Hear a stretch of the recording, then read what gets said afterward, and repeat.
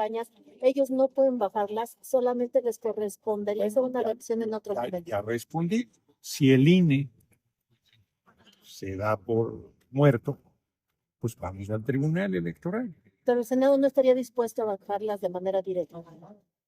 Pues yo reto al INE a que nos diga dónde hay esa atribución legal en la Constitución para que el Senado pueda hacer eso. Tampoco coincido en que se contemple un punto de acuerdo para realizar un exhorto a los poderes de la Unión para que atiendan los requerimientos que le realiza el Senado de la República sobre la información contenida en los expedientes de las personas candidatas, pues una vez más, el Instituto Nacional Electoral no tiene atribuciones para hacer un exhorto político que pretende influir en el comportamiento de los poderes de la Unión. El INE siempre ha actuado con pleno respeto a las instituciones y a las atribuciones de los otros poderes y así debe seguir actuando. Me preocupa querer corregir una omisión o al menos una falta de cuidado de una etapa en la que era válida hacer una selección discrecional acorde a la visión de cada uno de los comités de evaluación sobre los perfiles idóneos, cometiendo ahora una vulneración de derechos humanos.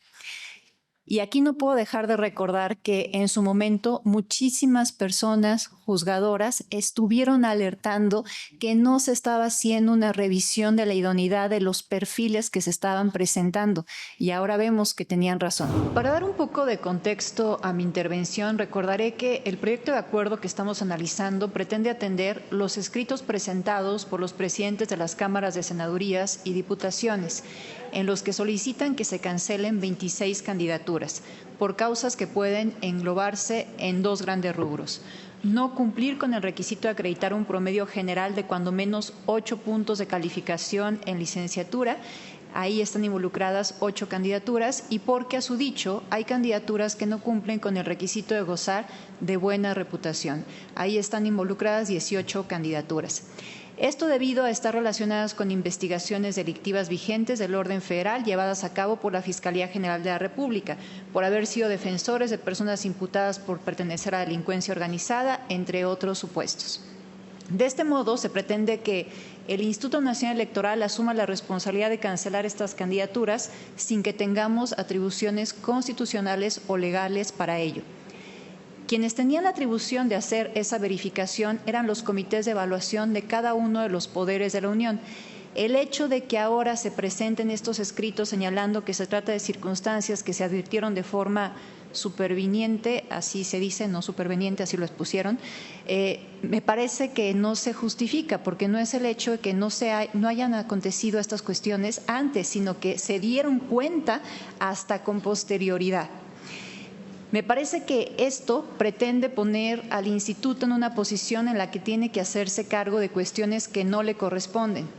No estamos ante una circunstancia o hecho superveniente, sino ante la omisión de cumplir con la obligación que tenían estos comités de evaluación de revisar que cada persona candidata cumpliera con todos los requisitos establecidos en la Constitución y en la ley. Tampoco los presidentes del Senado y la Cámara de Diputaciones tienen la atribución de solicitar la cancelación de las candidaturas, pues el artículo 501, numeral 3 de la Ley General de Instituciones y Procedimientos Electorales señala que, cito, el Senado de la República estará impedido de pronunciarse sobre la elegibilidad o idoneidad de las postulaciones que le sean remitidas y se limitará a integrar y remitir los listados y sus expedientes al Instituto a más tardar el 12 de febrero del año de la elección que corresponda, a efecto de que organice el proceso electivo. Así que, partiendo de esta disposición expresa, ni el Senado, ni mucho menos la Cámara de Diputaciones tienen atribuciones para pronunciarse respecto de la elegibilidad o idoneidad de las candidaturas. De hecho, el Senado, como lo leí, tiene un impedimento expreso para hacerlo.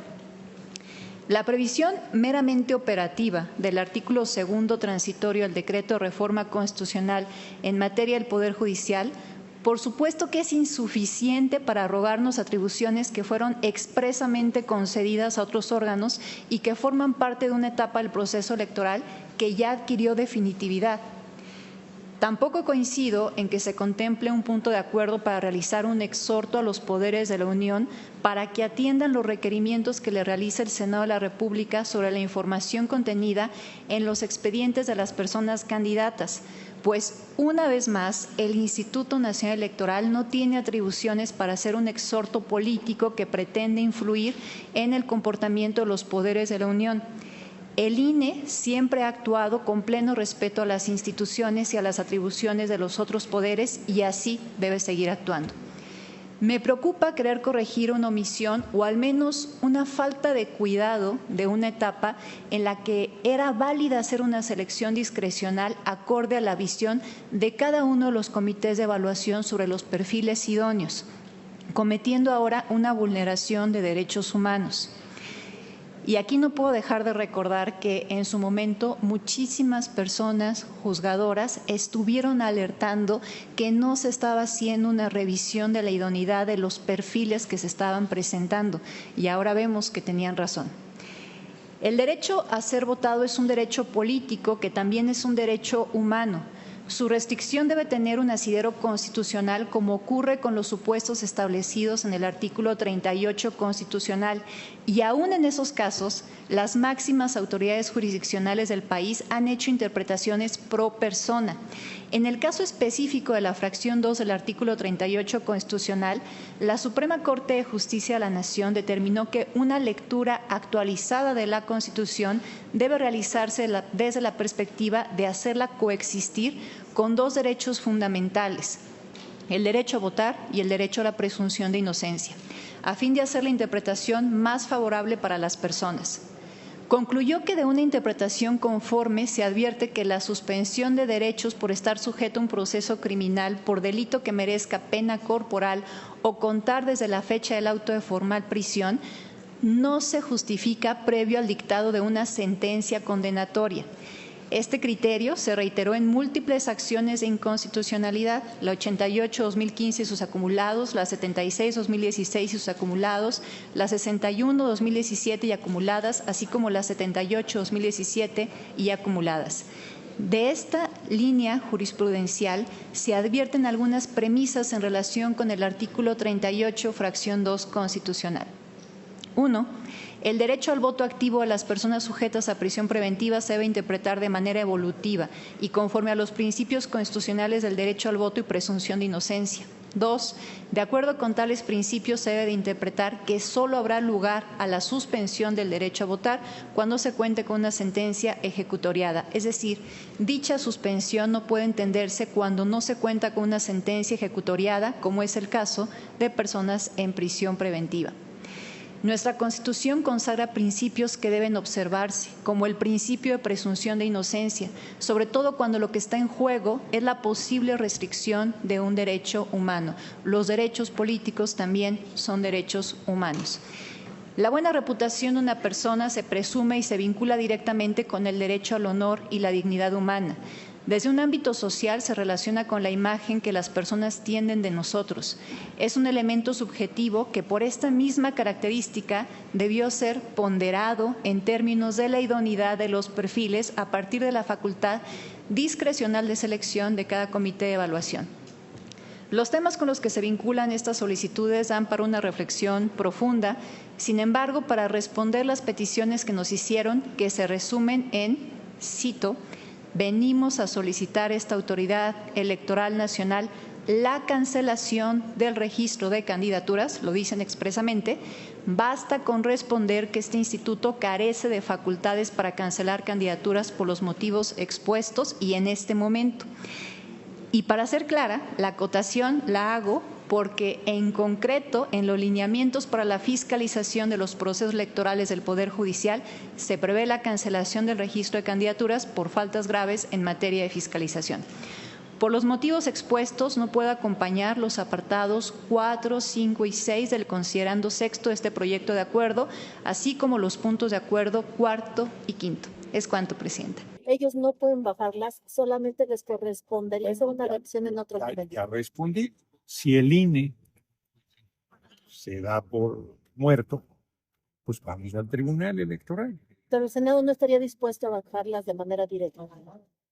Pues yo reto al INE a que nos diga dónde hay esa atribución legal en la Constitución para que el Senado pueda hacer eso. Pero dice que Sí. se resolvió en la convocatoria, que no previsto lo que ya resolvió el Senado. En ese transitorio. Bueno, es una interpretación. Yo no creo que tengamos esa atribución. Y no lo harán. Nosotros ya decidimos recorrer el camino legal, que es presentar las impugnaciones. Y si el INE no dice lo que tú estás comentando, saber qué dice, porque no ha resuelto, haga falta el debate de los 11. A lo mejor eso pasa. Muy probablemente, pues nosotros tenemos instancia del tribunal. Y si el tribunal tampoco decide, pues nosotros ya hicimos lo que teníamos que hacer. Ya, asunto resuelto, la elección va a salir, va a ser una extraordinaria elección, además el pueblo está muy atento al proceso. Yo creo que va a decidir muy bien con su voto. Si alguno gana, entonces sí que lo baje Lima en esa etapa procesal de la revisión. No, yo no estoy diciendo eso. No, yo le pregunto. Yo ya dije lo que tenía que decir, no voy a decir nada más. Oiga, senador, el INE está siendo omiso.